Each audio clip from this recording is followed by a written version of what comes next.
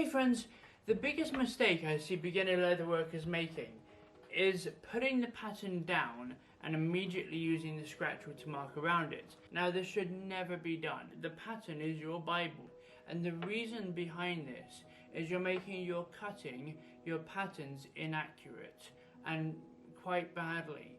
Now when you put your pattern down and you scratch all around it, and then you take the pattern away, and then you put your ruler down and you trace it, you line up your knife and you try and cut around it, it's really inaccurate because you don't know which side of that scratch wheel line you want to be on. So what you should do instead is put your pattern down and then cut around it. Now if you're new to leatherwork, you want to use a ruler because otherwise you may risk cutting into the pattern and therefore into your piece. If you're not new to leatherwork and you've been doing this for a while, you can afford to just cut around it. When I first started leatherwork, I absolutely did this. I absolutely put my pattern down, scratch all around it to mark the shape, and then cut around it.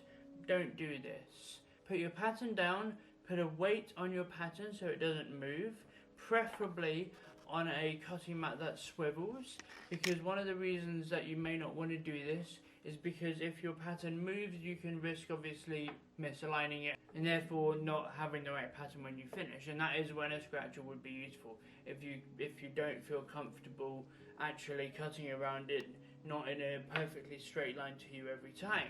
Over 80% of you guys are not subscribed and you're loving the videos because you're coming back week after week. I know you're loving the videos. Subscribing doesn't cost you anything at all. It doesn't cost you a penny. You don't even have to click the bell if you don't want to be notified. I'd appreciate it, obviously. But if you're enjoying this video, I would absolutely love it if you click that subscribe button. It would mean the absolute world to me. And if everyone that loves these videos subscribes to the channel, we will grow so fast and I'll be able to bring far more content to you, to all of you.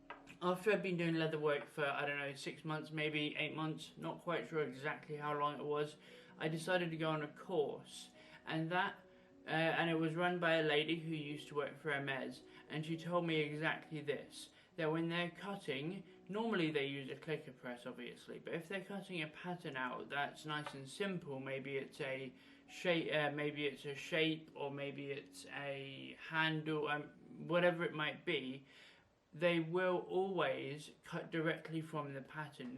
The pattern is your Bible. The pattern is, you may have been working on that pattern for years, and in some of the cases you have been working on that pattern for years. That pattern is exactly the shape that you want to be cutting out, not the shape of the pattern plus a mil or two of scratch wheel line. Getting exactly in that scratch wheel line isn't actually where that pattern is. Getting slightly to the left of it is where that pattern is. So if you're scratch wheeling around your pattern, you will always cut out slightly bigger than what you're actually trying to do. Will that make a difference? I'm not sure. You'll have to decide that on your own, whether or not it actually makes a difference. But I would highly recommend that you put your pattern down and then you cut around it. This can be slightly more challenging when you're cutting out a not straight line. So if you're cutting around the curve in a card holder pattern, for instance, and you have a curve at the top of that pocket, that might be slightly more difficult, but with practice you will get it, and you will do better in the long run if you can do this. Well, if you do decide to take my advice and you're just starting out, use a razor sharp knife. Use a ruler so that you don't cut into that pattern. After you've cut every single line, move the pattern. Shift it around so that you're comfortable in the cut that you're making. Even if it means stropping between each cut, you will reap the reward in the long run, I promise. When you're cutting out your piece out of edge tan, it might be more difficult because you can't put double-sided tape on the back of your pattern and then cut around it so that your pattern doesn't shift or move. So yeah, that's a little bit more challenging. However, if you're cutting out with goat and you can stick your pattern to it, now test this before you do it, otherwise you might ruin it, you might take the finish off. Put your double-sided tape in the back, and it doesn't matter where you move it, the pattern will stay still. Easier with embossed calf, goat skin, all of these leathers you can attach double-sided tape to the back of, and you can really easily keep it still. And then at the end of it, you get a really satisfying peel when you take your pattern off. Really fun. In the card holder that I'm currently demonstrating, obviously, this is a Italian shoulder, and it's vegetable tan, coated with anything at the end of it. It's vegetable tanned, not chrome tan. Chrome is the part that doesn't peel off, basically.